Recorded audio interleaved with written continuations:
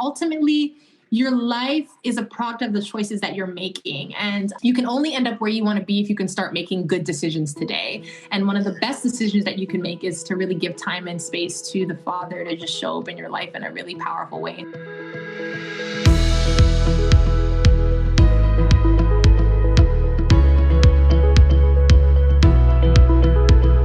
Hey, welcome to the Overflow Podcast. This is a podcast on a mission to discover how you and I can live a life of abundance, full to overflowing. In this third season, we're exploring the inspirational and personal stories of some friends and how they have seen God transform their lives and bring them to the point of overflow. This is episode 20. My name is Carl Lindsay, and I'm joined by my friend and co-host, Philip Milosavljevic. Philip, how's it going? Carl, you say that so well every time. I'm impressed that people from Australia have such great pronunciations of Eastern European names. There you go. I try. Yeah. How's life? Oh man, it is going really well. Our little boy's growing leaps and bounds, so that's been fun at home. The flowers are going in the ground. Spring is alive here in Loma Linda. True. Yeah. What are we in? February? In February, I guess it feels like spring, but in most parts of the world, I guess still winter, huh? Yeah, half the world at least. In the U.S., yeah, half the world. You're right. Yeah. So spring is on its way. What's going on in your life? You all right? Yeah, life's good. Just figuring out my new job, and I've got my new apartment all set up. It's great. Do you have a refrigerator now? I do. Oh, good. You should have seen that come up the stairs. It was almost impossible. Oh no. Oh man. Well, we want to talk about the trajectory of this particular season, which, as we've said before, we're sharing stories from some friends. I want to zoom out a little bit and talk about the larger story that we're building.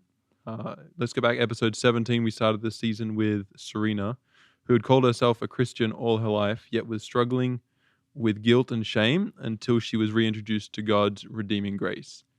And then we moved to sharing with John last week, where he was sharing how his life has been transformed by God's grace again, and how he's continued to grow in that place to where God is partnering with him to pour new life into others. So spoiler alert, God literally raised someone from the dead through that. So go back and listen if you missed that one.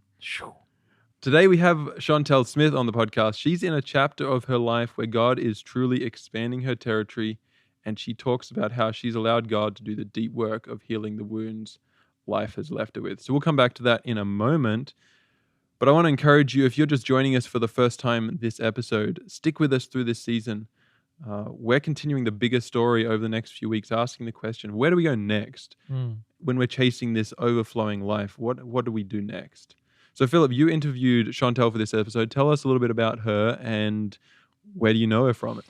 Yeah, so Shantel was a good friend of mine back in seminary in Michigan.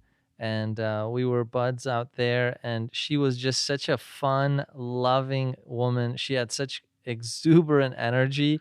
You're going to catch that in this interview. Yeah.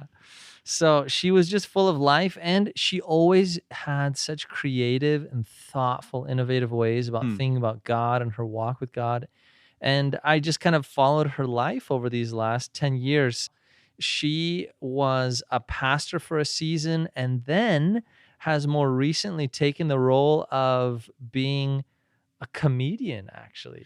Social media ministry of some sort. Yeah, well, and it's pretty significant, and you're going to see in the episode. So she portrays God through these various caricatures of her own creation, in the sense that she plays God, the Father, God the Son, God the Holy Spirit, and has these conversations back and forth, and these conversations have gone viral. And now she's at the point where she's literally really, I guess you could say, a social media pastor of sorts. She has quite extensive conversations with people, and it's really, really incredible. So this interview documents her life story and where she came from, and it's pretty deep and dark spaces, and yet how God has really brought her to a place where she has such an expansive audience to reach.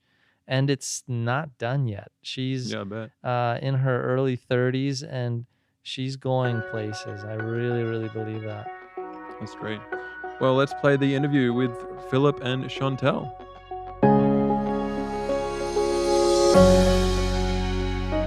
Hey, Shantel. Hi. I am so glad that you're here with us. I'm glad to be here with you all.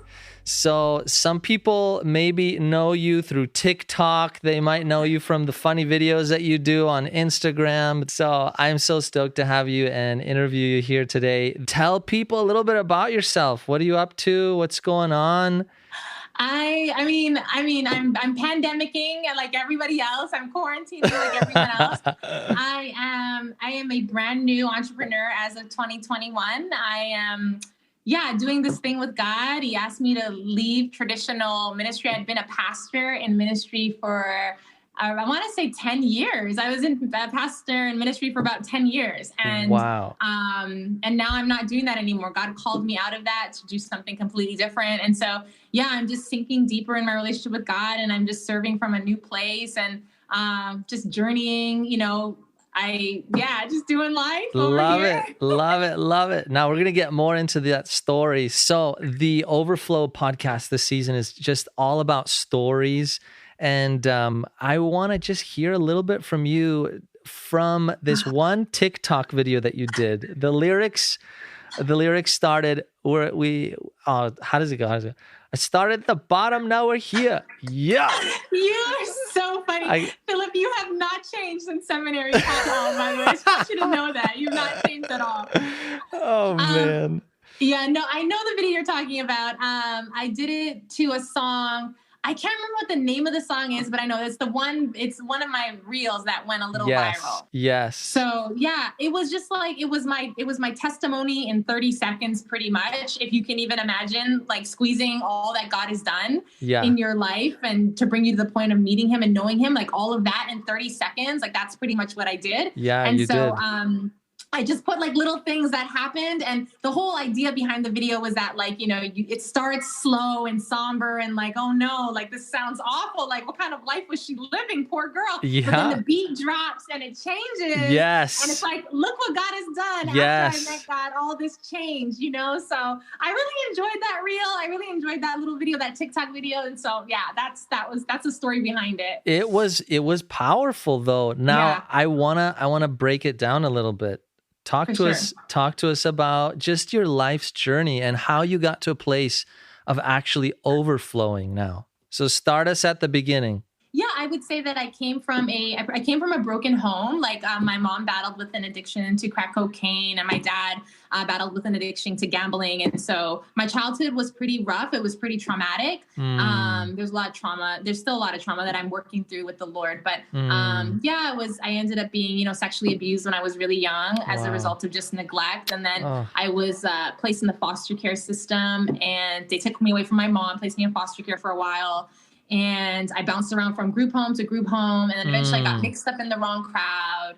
And that kind of thing when you get mixed up in the wrong crowd. I got mixed up in the wrong crowd. I started like smoking weed and just drinking and partying and just living a life that just really wasn't conducive to just health and this wellness. Yeah. And so I ended up getting initiated into a gang and got involved in a ton of just bad things. Just, when you end up in, circles that you're not supposed to be in, you end up doing some shady things. You're around shady people. And so that's kind of what my life was I was just like a little bit of a criminal at one point. And really? Yes. This is when you went to seminary with, Philip. You don't even know who was sitting next to you in class. Shantel, if I would have known. If you would have known, we probably wouldn't be friends. No, I would have given you a bigger hug and embraced you with the grace of Jesus. It's okay. I'm just joking. But anyways, I did. People looking at me, they wouldn't think they're like, oh, she looks like she was born and raised a Christian and loves Jesus all her life. And thank God that's what I look like. But that wasn't who I was. I've lived life and I've made mistakes and I was arrested and I was in drugs and I was suicidal and my parents were not, always there for me. And I didn't always have money. And I was homeless for a little bit. And that's a part of the video. I think I put that as well, is that I was homeless for a little while. I was sleeping on the streets. And then I eventually got off the streets, got clean and got sober. What ended up happening actually was I met this girl who went to my school. When I was going to school. I wasn't always going to school, but when I was going to school and when I was sober and I was in class, I ended up meeting this girl. Her name I'll never forget. I'll always share her name wherever I go. It's like when the gospel's preached, the story of Mary will be told. Like whenever I tell my story, I always share this girl's name because she changed my life. One person changed my whole life, Philip. Really? And so her name is Giovanna Pilgrim, and she basically harassed me over and over and over to come to church with her. She's like, God has put you on my heart, and I would really like it if you could come to church with me. I really feel like God is speaking to me, and that he really wants you to come to this service. And she kept asking me like day after day after day, and she wore me out. This is what Christians do. They just wear people out. This is evangelism, right? We just wear the world out, right? But her persistence paid off, and her persistence saved my life. And I remember I went to church with her. They were having an evangelistic series. Remember they used to call them evangelistic crusades? Yes. But it was an evangelistic series, and I ended up going. And it was the first time I went in smelling like weed, smelling like liquor. I had a whole bunch of stuff in like my backpack that they would be surprised to find out that I had. Like I went in a hot mess, and these people just welcomed me into the church, and they just loved on me. And that message that night changed my life. It was Pastor Fred Nichols, and he was speaking about the love of God and about forgiveness. And he just ministered to my heart. And I felt like I was breathing for the first time in my life. I felt like I was actually breathing fresh, clean air. Wow. And so I asked her if I could come back with her the next night. And I went back, and I kept going and I kept going. And then it was like maybe 17 days of like revival or something like that. It was something random. Yeah. And on the last night, I decided I was going to give my heart to the Lord. I fell in love with Jesus. I was sitting in the pew, and I remember feeling like I was sitting in the pew, and I just remember feeling like I wanted to go down, and I wanted to give my life to the Lord, but I didn't know what that was. I mean, I grew up in the projects. I grew up in the hood. I just didn't know, what to do. And Giovanna looked at me, and she goes, "Do you want to go down?" And I go, "No, I don't want to go down, but I really wanted to go down." She's like, "I'll go down with you. You don't have to go down by yourself." And I was like, "No." And then all of a sudden I felt my legs just stand up, and she was standing up with me, and then we went down, and I was crying, and I just gave my heart to the Lord. And I remember that night I went back to the hood, and I was just like telling people like, I'm getting baptized this weekend. Like, can you guys all come? And all my people, like the gang of people that I hung out with, like they all came to my baptism. And they were my family because I was still living on the streets. I still wasn't like totally together. Yeah. But they came to my baptism, and it was like Bone Thugs and Harmony had walked up in the church. It was like, it was crazy, like pastor was so nervous. He was like holding his daughter so close because the people that came to my baptism just didn't look like they should be in the church, And that's a sermon right there. I'm telling you. And so anyways, I went, and basically they recognized really early on that I had a preaching gift. And so they catapulted me to the front, and, I had this wild story. It was like 2 weeks after I'd gotten baptized that I reconnected with my mom, because at this time, she and I hadn't spoken in like years. Oh. And it was like 2 weeks after that I reconnected with her, and she had gotten sober, she had gotten clean. And so she invited me up to her house for Thanksgiving. My mom's Italian, so she created like a whole Italian spread for Thanksgiving.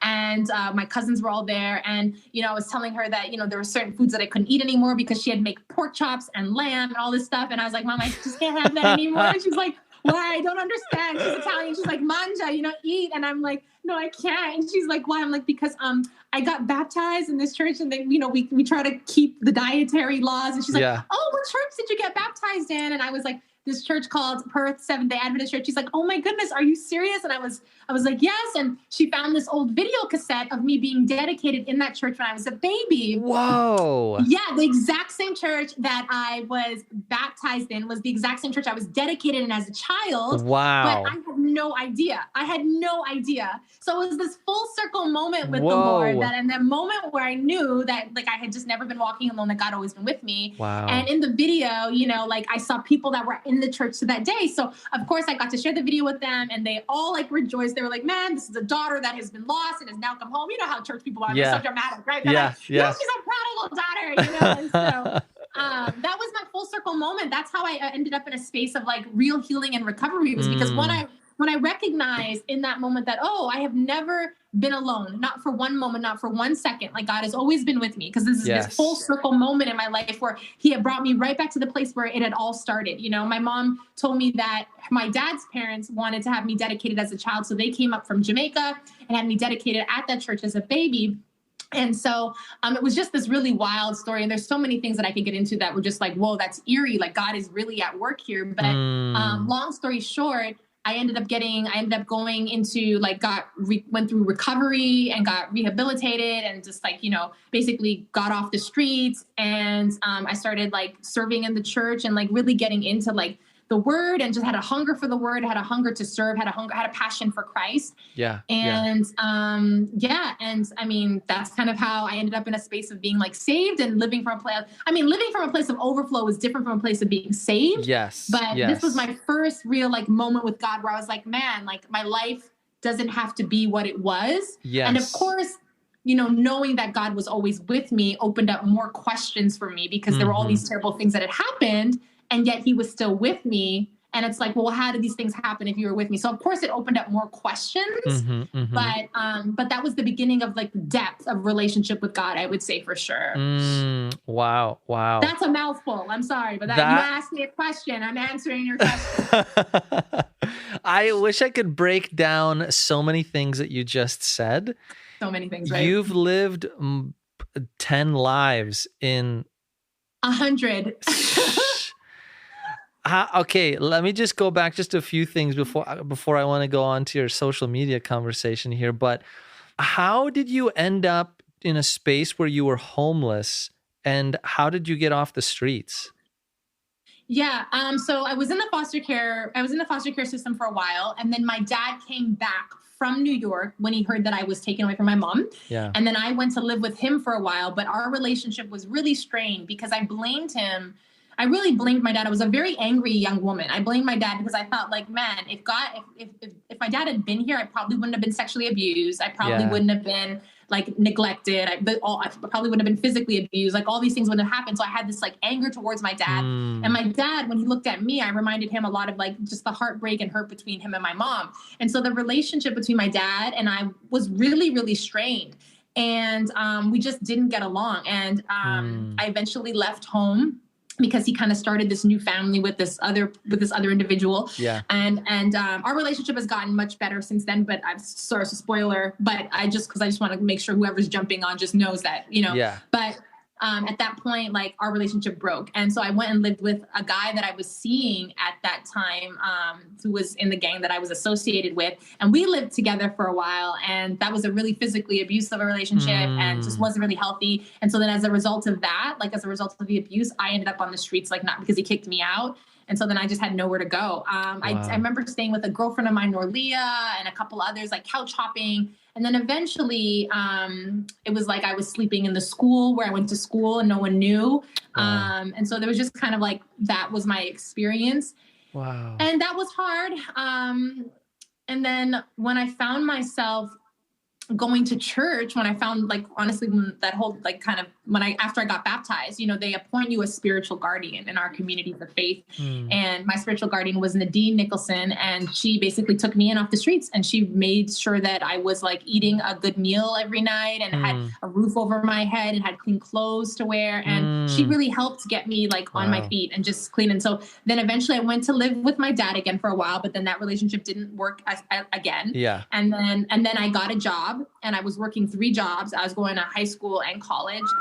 Yeah, it was a rocky beginning, and the middle was like just a lot of hard work, and not a lot of people knew what it was. Yeah. And I didn't tell a lot of people what it was because, we're taught to just keep all this stuff to ourselves. And growing up Italian and Jamaican, like we just don't share like that, And so I just worked hard, and I just figured it out. And navigated life at 16, 17, 18 on my own. Wow. Pretty much after 16, I would say after 17, I was on my own. Wow. You literally embody the lyrics of that song. Started at the bottom, now we're here. Yeah. I don't know where here is, but I'm here. Yeah. Okay. Hey, so now tell us a little bit about this journey. So I wrote this down because I was just like, oh my goodness, this is incredible. You have over 140,000 followers on TikTok. You've just blown up to over 20,000 followers on Instagram. Social media is really a place where you truly have an influence. You call yourself a Christian pastor and comedian. Yeah. Yes. I love this. Now, if people follow you, they'll totally understand. Shantel M. Smith. So you'll have to watch the videos. But this is my question, I guess. You've really increased this social media influence in a huge way this year. How do you use your social media presence? What's your vision? You talk about yourself being kind of this Christian and comedian. Kind of, what do you want to do with this? You know, it really all began from a place of healing. Everything great, I think, that happens begins from a place of love and healing. And it was in 2020 where I really allowed God and the Holy Spirit to do a really deep work. Things that I had been carrying that I didn't know I was carrying, but just had been carrying and that had been really rough. Like when talking about forgiveness, resentment, healing, trauma, you know, all the things that the body remembers, right? Like all that hard stuff that we just can't beat, we just can't get past. Well, 2020, it was a hard year for everyone. For me, it was a spiritual awakening. For me, it was a deepening of my commitment to God and my communion with the Lord, and something I'm still very, very much working on and working through. But it was in that recovery period with God last year where I was just letting him work on my soul, you know, just do work on my soul, like heavy lifting on my soul, deep cleaning of my soul. That he basically told me very clearly, he was like, I just have more for you than what you're doing. Because at that point I was serving as a discipleship pastor at a non-denominational church in Los Angeles. It was a mega church. It's 10,000 people. It was beautiful community. Wow. Their mission is racial reconciliation. It was everything I could have asked for in terms of pastoring in a church, you know, the kind of mantle and pulpit and leadership and community was everything that I wanted. Right. And at the same time, the moment that I landed there, God was like, this is not the destination. Like, I want something different for you. And I'm calling you to something different. And God just like, honestly, I feel like the Holy Spirit just dropped things in my spirit. I was like, I just kind of want to try doing like, I want to like deliver sermons, but I want to deliver them in a very different way. I want to deliver sermons in an unconventional way. Like, how can I make sermons more visual? Like, because this generation is so visual. They're online, they're on social media, they scroll. They're on TikTok, they're on Whisper, they're on Snapchat, they're on Instagram, they're on Facebook, they're on Clubhouse now. You know, like, how do I meet the people where they are? Because where the people are is where ministry is happening. And right now the people aren't coming to the churches, right? But they are online. So how can I do ministry? How can I do ministry well online? And I didn't want to be, I never felt comfortable being a talking head in a video and just delivering a sermon, because all I'm doing is just switching platforms. You know what I mean? I'm going from being in person and speaking in public to now speaking to a camera. And I just felt like, I don't know, there's something weird about this for me. It's just not being a talking head. I can do it, right? But I don't want to do it because it feels like the same thing. And I'm like, God, I want to move past this space. How to move past this? And I had all this desire in me to like really start acting, leading and like getting into creative arts and drama and, you know, that kind of just really leaning into that creative space that I had neglected for so long. Yeah. And I just decided, I'm just going to do this little skit and I'm just going to see how it does. And I did one sketch. Literally, it was one sketch and it just hit. It literally just hit. And I was like, okay, let me do another. And that one hit again. And I was like, well, people are really resonating with, you know, seeing story unfold on screen, you know, with God, you know, like just got a personality. And then of course I just was like, let me do some comedy in here. I didn't even know I was funny. I didn't even know I was funny. No one told me I was funny except for my friends. They're like, oh, you're so funny. I used to think they were laughing like at me, but they were laughing at me. But like, they were like, no, we're laughing at you because you're funny. We're not like laughing at you in a harmful way. But I didn't know that I was funny until I started doing these little sketches, and I would add little bits of my personality here and there, because that is who God is. I mean, he's a person. And he has personality. And so I wanted to add personality. And so I just threw my personality in there and people thought it was funny. And then by the third sketch, it was the sketch called Cancel the Horses. And that was the one that blew up. That was the one that hit like 6 million views. And that was like over 700,000 loves. And so that's how TikTok became what it is. That's how I blew up on TikTok. And that's how I kind of blew up. I don't know if that's how I blew up on Instagram. Wow. But I just kind of kept going. And then it was funny. I would get calls from my friends and they'd be like, I was on the plane and someone in front of me was watching your video. Or I get a message from my friend like my aunt was saying, have you seen this girl? Like, so I just realized, oh my goodness, these sketches are reaching the world. And so my prayer then became, because of course, you know, when you start to blow up, you can get big headed very quickly. Oh, yeah. But I was like, Father, like seriously ground me. And And I was like, give me vision for what this is supposed to be. Yeah. Like, I just want people to see God differently and not get locked into, what tradition has taught, because tradition is not always right. Yeah. And tradition sometimes does violence to communities. And so, Yeah. That's kind of how it all happened. I don't know if That's incredible. Oh, that was beautiful. That was absolutely beautiful. Thank you so much for just explaining this greater vision behind it. It makes so much sense. Thank you for sharing that. Now, so you stepped into a realm that so many people maybe think about, they wonder about, but I guess I want to generalize it in this sense. People want to think about pivoting in life. Yeah. Young adults want to pivot. Someone wants to pivot into a new sphere of influence or a new career. They feel as though there's some valuable work they've neglected all their life. Their career isn't what they had hoped it would be. They're not passionate about what they're doing. How would you encourage or speak into that notion of pivoting? Yeah, like how to pivot from what you're doing to what you really want to do, right? Yeah.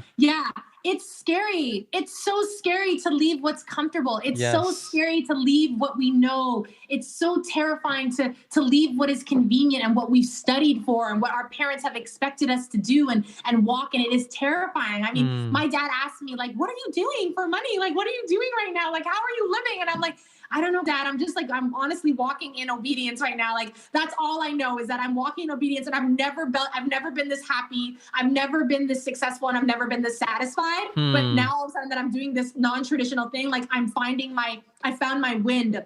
Yeah. I found my drift, And so I would say to anybody that's wanting to like just make a transition, like first, like really be prayerful, I would say, right? And just make sure that you're a whole person, because you never want to transition as a broken person. Now we do tons of transitions in life as broken people, like that just happens. But when you're thinking about like calling and purpose and ministry and like, what are you going to do for kingdom? How am I going to chase kingdom in this world? Because we're all called to chase kingdom, right? Yeah. When you're thinking about making a shift in that way, you want to do it as a whole person. No one's completely whole, but you want to do it more whole than broken and in pieces, right? And torn and tattered. And so I would tell everyone, just make sure you're moving from a place and a space of healing and love. Like allow God to come in and just clear out some of the junk, because you can't move and you can't thrive when you're carrying all this baggage. You just can't. Yeah. And I realized that I probably would have been much more ahead in the game in terms of social media and influence and entrepreneuring if I had allowed God to do a deep work in my heart and in my life, because he's always waiting and willing and ready, but it's us, right? And so I would just say, start with opening up your space and your world and your time just to God, for him to come in and move in your life, and allow him to drop into your spirit what it is he's calling you to do and how he wants you to chase kingdom. Because I guarantee you, it's not going to be boring. It's not going to be not contemporary and not modern. It's not going to be not up to the times and up to the date. I mean, God was the one that gave me the idea to get on TikTok and get on Instagram. God, you know what I mean? And a lot of us think, well, God's like this traditional in the box. I got to go do missions in Korea or in Africa or in Turkey or in Baghdad. You know what I mean? And that's the only thing that we think about when we think about chasing missions. When right now the internet goes out to the entire world. You know what I mean? And so God knows where we are. He's the one who's given man intelligence to create the internet, to create Wi-Fi, to create all these different things. And so I just say that like God is ahead of the game, and God knows exactly where you need to be, when you need to be there. And God knows where you'll have the most impact and how to, and God, and here's the thing, God wants to share his glory with humanity. He's not hoarding it, right? Like he knows that when we try and take the glory for ourselves, that it destroys us, but he gives it so freely. Yeah. And I mean, he gives us so much light, so much shine. It's just, he wants us to be healthy when he does, because no one wants to shine light on an icky, yucky, sick, freaky looking thing. And so that sounds so crazy, but you get what I'm saying. And so I would just say, start from that place of healing and of love. And then just really, once you know it, like just do it, just follow, just be obedient. And it's terrifying. It's so scary, but it is so worth it. And, God knows what will make your heart sing. And he knows he knows the eternity that he's placed in your heart. And he just has such great plans. And I encourage you to follow, I just do. Because when you follow man, they can only take you so high. It's staircases to nowhere. You know what I mean? It's ceilings everywhere. But when you're following and you're obedient, Holy Spirit, there is absolutely no limits. It's just amazing. It's remarkable. So now what would you say it means to love God in this space of quote unquote pivoting, where you deeply love him so much that you're willing to say, God, I'm going to take the risk and recognize I am valuable. you value who I am, you see the next chapter of my life, and I'm going to step out. I mean, what does that mean really? What, to step out? To step out, and in this sense where you recognize your intrinsic value before God. Yeah. Yeah. I mean, there's no way around it. You got to spend time in the secret place, you know, and it sounds so like scripturally and Christianese, and forgive me for using that. You got to spend time in the presence of God, you know, to step out and to end up in this place of overflow, like you were referencing before, you know. What has been helpful for me right now, the last year and a half, is for the last year, I have been working my way through this book called Sacred Rhythms. And Sacred Rhythms is a return to the spiritual disciplines in a whole new way. And it's really a call and a reading for people who are looking for more, who are searching and hungering for more of God. Like you're not content with just prayer anymore. You're not content with just reading the Bible anymore. You need more of God. Like you're like, I need more of you. I need to know how real you are. I need to feel it. Like, and here's the thing, it's nothing you can describe, but it's like, God is so real, you know, he's so real and he's so present and he's so with us. And I think what it means to step out into that like kind of next level with God is to really give him the time to just be in your life and to just rescue you from your desperation and your neediness of people and your attachment to this world, like just to cut you loose from all the things that are holding you back. You know, but I think we really believe the lie that God is a withholder of good things, that God is like a withholder of like, you know, success, but really he's a giver, you know, for God to love the world that he gave, you know, so there's nothing that he will not give us. But you gotta be ready. Like I don't know. And you get ready by, I mean, honestly, I could list things off, but you can get ready by like, you know, spending time in solitude, you know, getting in the face of the Lord and just listening to him. Sit with God until you don't feel alone. You know what I mean? Wow. Sit with God long enough until you just don't feel alone. I think it was one of my friends who used to say, sometimes you need to stand alone to recognize you're not alone. And that's been my sacred truth and my mantra for the last like year and a half is just like, I feel less lonely when I'm with God alone. Like when I'm alone with God is when I feel the least lonely I've ever been. Wow. And it's been an abundance of blessings as a result, you know, so sometimes we're in our own way. Wow. I'm wondering, you know, some people don't maybe know the full story of just what happened to you over these last couple of years in terms of your health. And you were very open about sharing that journey. You know, sometimes we don't always treat ourselves the best, you know, and it maybe goes beyond just, I mean, what you had was just anomaly. It wasn't that you weren't necessarily treating yourself well, but there are other times though, you know, we neglect our physical, mental, spiritual, emotional health. How do you find yourself rehabilitating? How do we end up treating ourselves better where it's like, no, I am valuable. I need to value my health in every aspect. You're pretty big advocate about health. I mean, talk to us about that a little bit. Yes, I am all about holistic health, like from the brain to the heart to the body, mind, soul, body, whatever you would like. I am all about holistic health. So I was diagnosed with having an autoimmune disease in 2018. 2018 was when I was diagnosed. 2017 was when I had my first episode of having multiple sclerosis. It's not a sexy disease. I don't think any disease is, but multiple sclerosis is definitely not a sexy disease. And it was just, it was like I had lost vision on my right eye. And I just had tingling all over, on my legs specifically. And I just thought it was stress related because my mom had just passed away and there was just all this stuff happening in my life. And I had just gotten laid off from the university that I was working for because they went through reduction for us because they ran out of money. So it was just one thing after another. And I think I'm almost certain it was like stress induced, but because stress can create autoimmune diseases. It can develop in your body as a result of stress. Wow. I don't believe it was genetic because I don't think my mom or my grandmother had it. And I don't believe anyone on my West Indian side had it. So I really do believe it was a stress induced thing. And I'm just, as I've been walking this journey of wholeness and wellness, I've just noticed I've become more in tune with my body when I just recognize what things cause like little tinglings here and there. And I'm like, oh, that feels like it could have been a something. Or I'm like, so it's clearly when like I'm braking hard in traffic or I'm worried or I'm scared or something that I'm like, oh, I can feel like my body cells don't like stress. They don't like fear. They don't like anxiety. They don't like depression. They don't like it. They react in that. And so I went full vegan and completely gluten-free. And then I was treated with 8 rounds of chemo because not many people know this, but now I didn't know when you're diagnosed with MS, 20 years ago, they would just give you a cane and just say, good luck, put you in a wheelchair.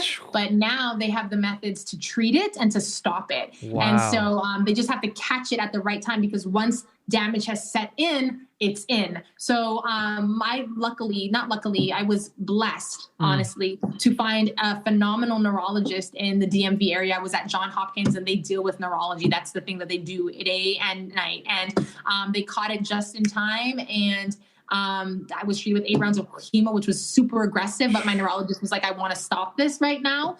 And I have been in remission for the last 3 years. And so I'm just eating well. And I mean, the disease, I want to say this though, because a lot of people can get diagnosed with something and it really can change your life either for the good or for the worse.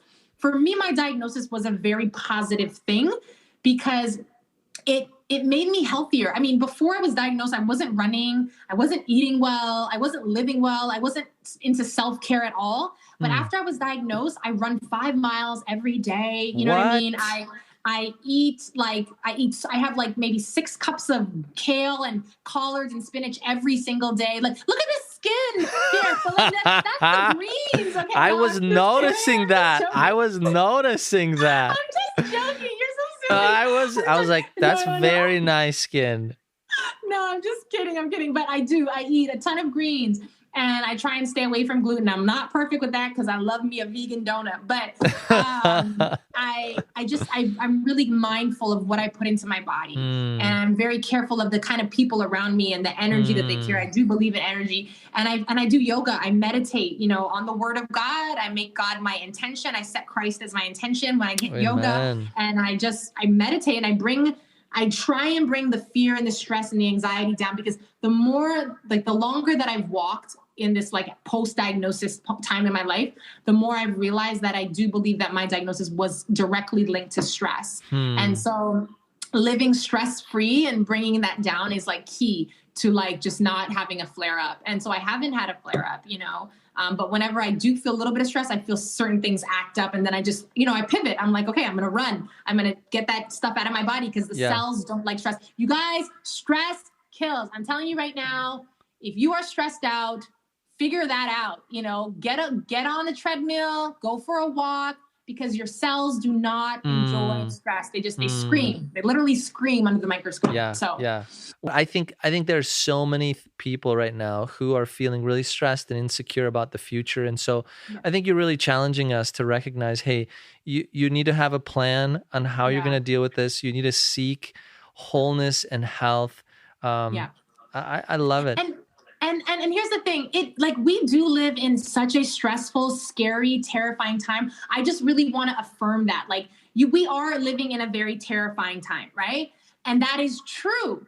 But there's something that's truer than that truth. And that's that God is with us, right? That the promise that we have is not that everything will be perfect, not that we will escape cancer, not that we will escape death, not that we will escape suffering or divorce or disease, right? In fact, we're almost guaranteed to experience those things because the Son of God experienced those things. You know what I mean? So, I mean, he died, you know what I mean? He resurrected, but he died. Right. And so, we are not immune. We are not, not going to experience those things. But I just walk with this truth. And I really encourage everybody that's listening to just carry this truth with them, that the promise that we have is Emmanuel, that God will be with us in everything that we experience and everything that we go through. He will be with us. He will walk with you and he will talk with you and he will hold sweet communion with you. And the goal ultimately is to live with eternity in sight, to always keep eternity in sight. Like, this is not our home. And yes, we miss the peaceful people that we've lost. And yes, we've lived through a hard time. And yes, COVID is terrifying. And yes, the government can't figure it out. And yes, all those things are true. But what's truer is that God lives and he's alive and he's with us and he pays attention and he's attentive and he cares. And you just got to lean into that space and just know that at the end of the day, I'm going to spend eternity with my Father. Yes. So this world can do whatever. And that's a mental shift because not everybody can do that because we are so attached and fixated and focused and embedded in this world. But there comes a point in your walk where you've got to say like, the world is okay, but like, I want more. And the more that this world really can't offer. And so right now my heart is in a place where thieves can't break in and steal, where moths and rust can't destroy. Like that's where my heart is, and that's where my stock and my harvest is. And so I'm not worried about the enemy pulling and taking because I fought a lot of fights and I've lived through a lot of battles, and I just feel like not that terrible things can't still happen. They probably will, but I just trust God. I trust God with it. I love that. That. I really am encouraged by that so much. And I know people listening are too. Shantel, I just want to have you share 2 questions that you think would just be an encouragement to people to start pondering, thinking about in their life. What might be 2 questions you'd leave us with? Okay. Well, my first question for everyone is like that. Well, when you had asked me this earlier, what had hit my heart and what I felt impressed to leave with everybody was the question, where are you? That was the thing that came to my spirit, that came to my heart and my mind is whoever's watching right now, I want to ask you and I want to invite you to even imagine God asking you, like, where are you right now? Like, where are you? Like mentally, where are you emotionally? Where are you physically? Where are you with your health? Where are you with your journey? And where are you with your calling? And where are you in chasing kingdom? Where are you right now? Just take the time to think about that. And then I guess now I'm going to change it from what I told you earlier, Philip. And I'm going to say, instead of like whatever else I was going to say, because now I can't even remember that, but like, where do you want to be? Where do you want to be?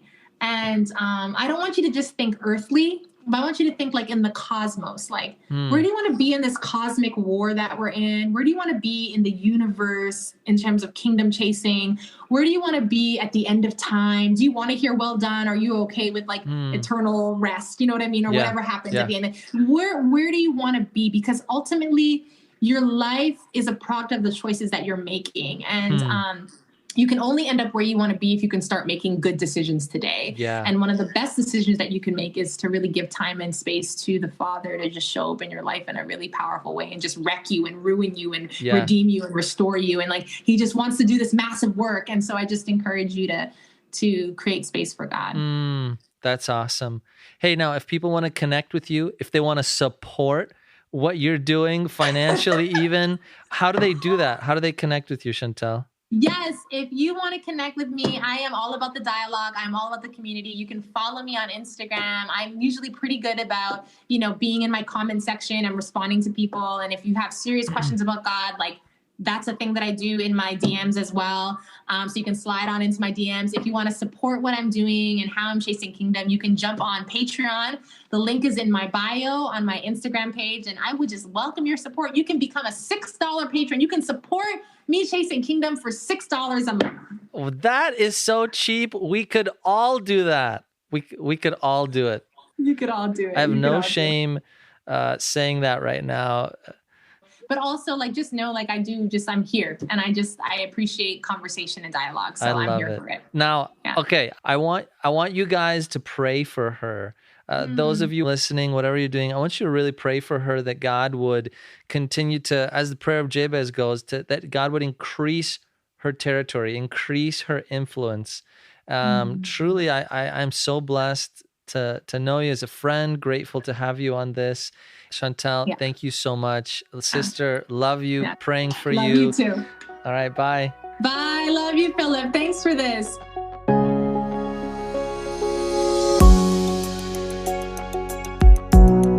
Wow. Thank you so much, Shantel, for that time that you gave us. And truly, thank you for sharing your story.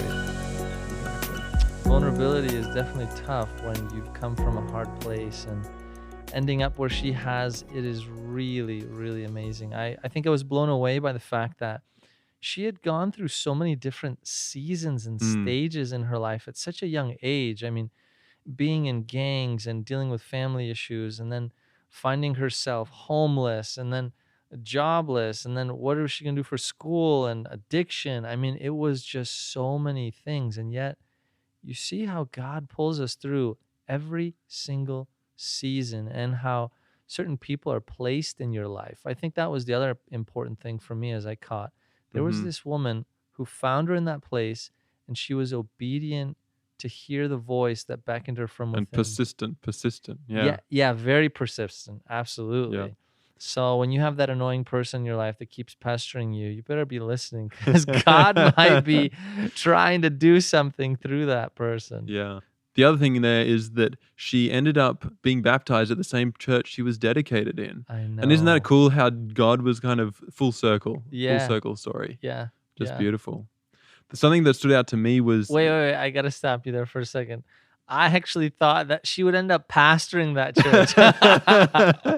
And then who knows, maybe she gets married there. And okay, but that's taking it too far. Sorry, Chantel. I didn't mean that. man, who knows how long the circle, how far it'll keep going around. Yeah, yeah.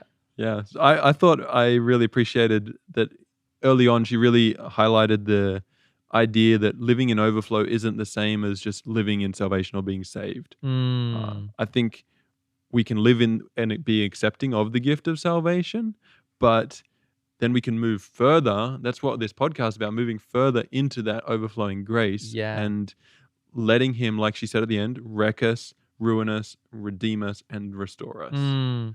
So that's a really important point, because you can see that you might not be at your peak Mm-hmm. level that God has for you, though you will still be saved. Right. And I think that's the thing. I want to be at the highest level I can with God and what He desires for my life. Mm-hmm. I don't just want the minimum with the Lord. Exactly. Yeah. Yeah. One of the other things that I loved was the idea that she brought up, sitting with God until you don't feel alone. Mm. I think that's such a powerful idea that, I mean, I need to try that for myself. That's Mm. good.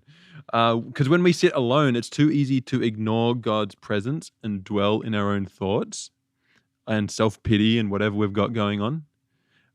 But if we are paying attention to the divine, then we can start listening to what he's longing to say over our lives.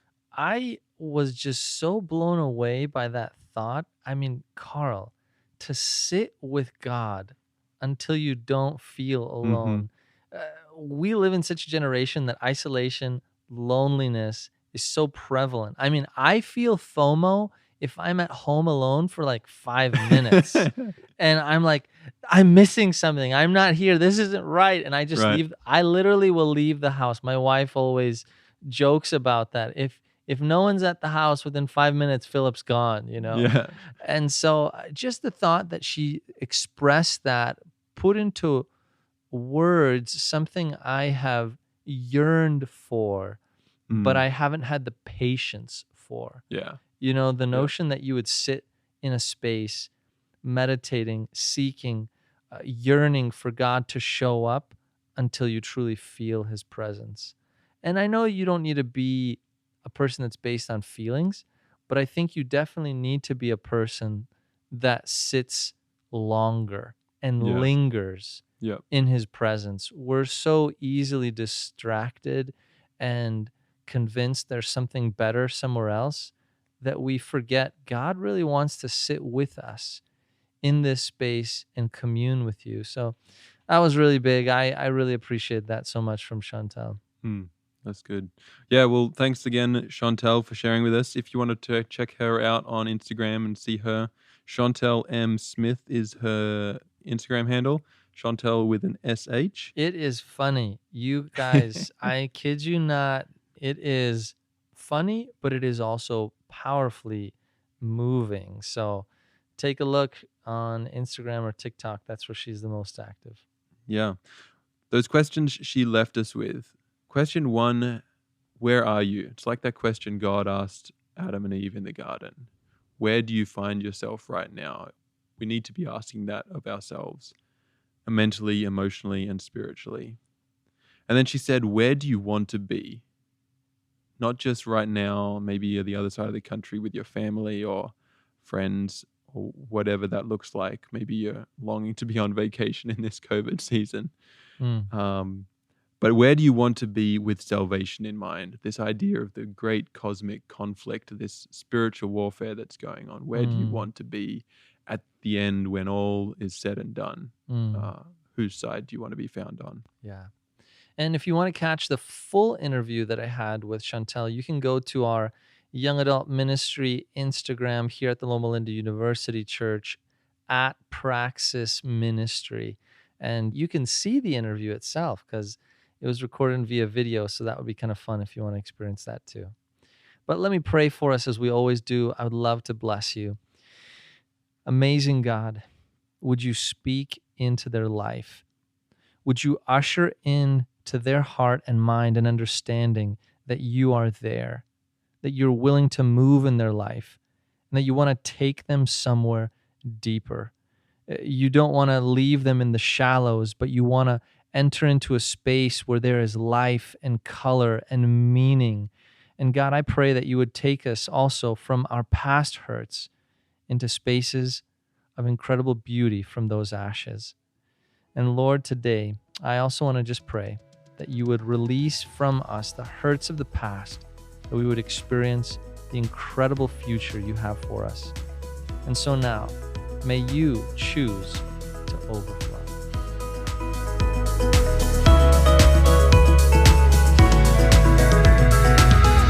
Hey, thanks so much for listening in on our conversation today. If something we said made you think, or maybe you just want to say hello or give some feedback, we'd love to hear from you. You can send us an email at hello@choosetooverflow.com.